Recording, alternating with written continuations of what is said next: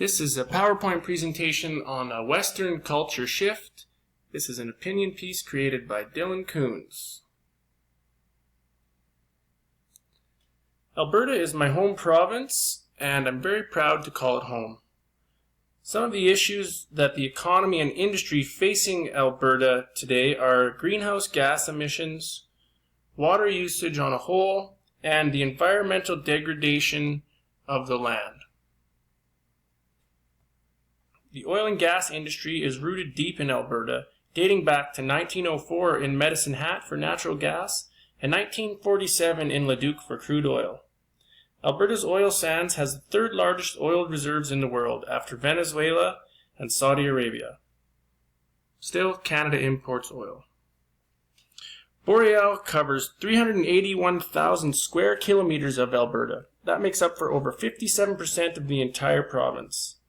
Alberta's boreal forests have already been fragmented by 88,000 oil and gas well sites.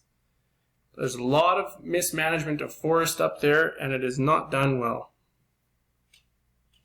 Cattle production is synonymous with Alberta. Consider the Calgary Stampede in Western culture, including the diet that goes along with it. In 2014, irrigation and agriculture accounted for 43% of water used in Alberta compared to 10% used by oil and gas. In addition to water pollution and usage, raising livestock is a huge contributor to greenhouse gas emissions. A cow on average releases between 70 and 120 kilograms of methane per year. Methane is a greenhouse gas like carbon dioxide, but the negative effect on climate of methane is 23 times higher. Harvest your own protein. You'll create a smaller footprint, and you can teach future generations where food comes from and how to provide for themselves. It's also great exercise, and it's a fun family activity. Alberta is world-renowned for its trout fishing and big game hunting, so there's plenty of opportunity. Humans today are caught up in a hurried pace, and Albertans are certainly no different. Electric cars are a wonderful concept, but when the electricity is generated by burning coal, it kind of misses the point. I think people in Western culture have somewhat lost their way.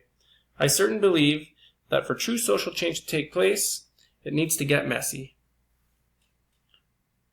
The fires in spring of 2016 in Fort McMurray burned 1,600 structures to the ground. Damage was estimated to have reached between $3.58 and $4.7 billion, making the wildfire the most expensive disaster in Canadian history. Consider this Cree Indian proverb: only when the last tree has died, and the last river has been poisoned, and the last fish been caught, will we realize that we can't eat money. The idea of an agrarian society has been around for 10,000 years. It's human nature to be efficient. Part of the change that I believe is necessary is a shift away from the throwaway culture. It seems like products are designed and manufactured with the idea that they will eventually be thrown away rather than repaired or maintained. Obsoletism is something that most people are not aware of. The idea that when a product is launched, it already has a replacement designed and ready for launch. This line of thinking is a huge contributor to the environmental degradation of the planet as a whole. Future generations are just that, the future. As an educator, I hold a high belief that I can change the way that children view the world, and the way the world looks will ultimately be changed as a result. I encourage my students and my own children to be mindful when using water, picking their food choices, or making travel plans. British Columbia and Alberta are on the Great Divide, and it's a common misconception that we will be the last provinces in Canada to feel a shortage of water.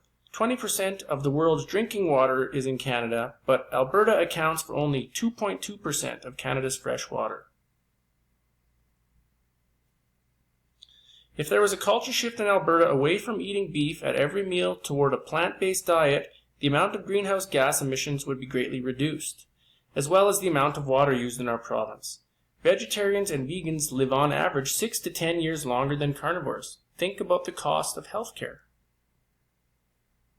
Recently, there has been massive developments in solar power generation, specifically using solar energy to produce steam.